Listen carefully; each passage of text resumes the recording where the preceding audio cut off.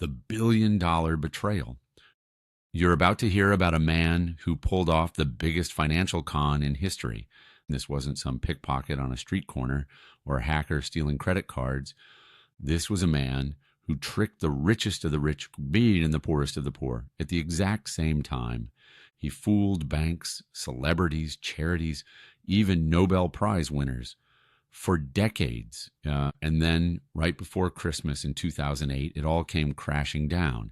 But before we get into it, if you like strange, dark, and mysterious real-life stories that make you go, wait, what? Go ahead and hit that like button. It lets me know you want more. The day everything fell apart, it's December 10th, 2008. Outside, New York City is freezing. Inside a luxury apartment in Manhattan, a 70-year-old man named Bernie Madoff is pacing in his living room. The apartment is the kind of place that looks like it should be in a magazine. Floor-to-ceiling windows, art on the walls, rugs that cost more than some people's cars. Bernie's two sons, Mark and Andrew, sit across from him. Both work for their dad in his billion-dollar investment firm. They've grown up idolizing him.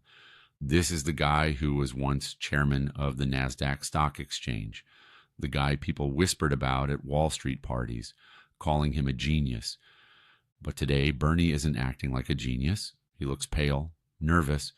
Finally, he says, well, it's all one big lie. The room goes still. Bernie tells them that the investment fund, the one that had supposedly been making steady money for decades, wasn't real. There were no magical investments, no brilliant trades, and it was all a Ponzi scheme. Mark and Andrew are frozen. They think maybe he's joking. But their dad keeps talking. He calls it one big lie. He says he's been running it for years. And now, because of the financial crisis, it's all falling apart. Within hours, the sons call their lawyers. The lawyers call the FBI. The very next morning, December 11th, FBI agents knock on Bernie's door. They walk into that perfect Manhattan apartment, and they walk out with Bernie in handcuffs. The man everyone trusted. Bernie Madoff didn't look like a con artist. He looked like someone's favorite uncle. Nice smile, expensive suits, calm voice. Back in 1960, he started Bernard L. Madoff Investment Securities with just $5,000, money he earned as a lifeguard and installing sprinklers. Over decades, he built two businesses inside that firm, the real one, a legit, innovative stock trading business, and the secret one, an investment advisory business that was actually the Ponzi scheme. The real side gave him credibility, and the fake side made him a fortune. And here's the thing. Bernie didn't advertise his fake fund to the general public. Instead, he made it seem exclusive. Like a secret club you could only join if someone vouched for you. Wealthy people would brag about being in with Bernie. And once you were in, your money never seemed to lose value. Year after year, he told clients they made steady gains of 10 to 12%. Even when the stock market tanked, Bernie's numbers stayed perfect. And here's the trap. The returns weren't insanely high, so they didn't scream scam. They were just high enough to feel magical but believable. How the scam worked. A Ponzi scheme is simple. You take money from new investors and use it to pay profits to earlier investors. It's like using one credit card to pay another. Eventually, you run out of cards. Bernie never invested the money. Instead, he put it in a bank account. If someone wanted to withdraw their earnings, he paid them with money from new investors. To keep the illusion alive, he claimed to use a complicated sounding method called split strike conversion strategy.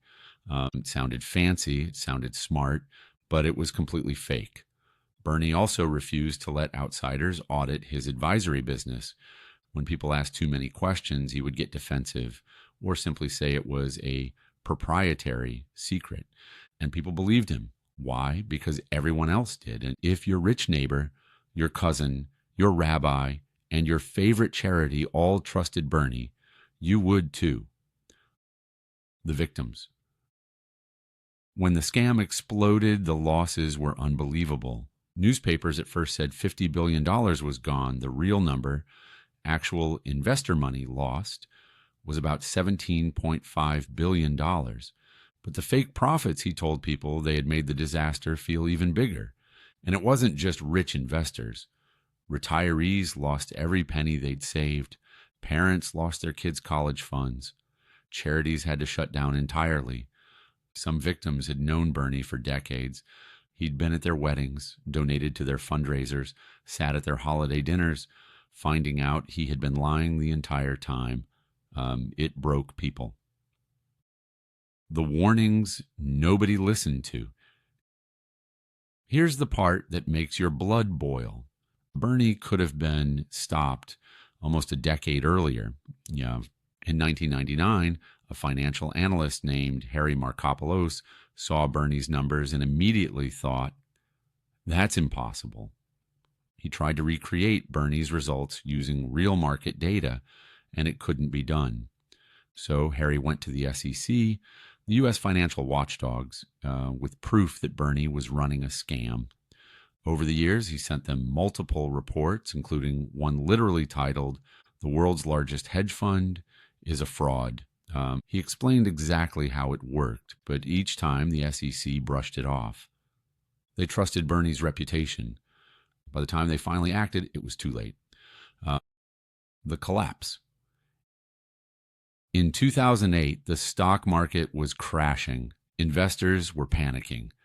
Many tried to pull their money out of Bernie's fund all at once.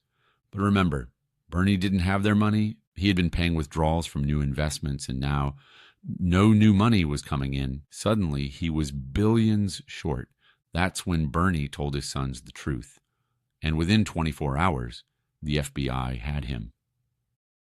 The end of Bernie Madoff. On March 12, 2009, Bernie stood in a courtroom and pleaded guilty to 11 federal crimes: securities fraud, wire fraud, mail fraud, money laundering, perjury. The list went on. 3 months later, a judge sentenced him to 150 years in prison, the maximum possible.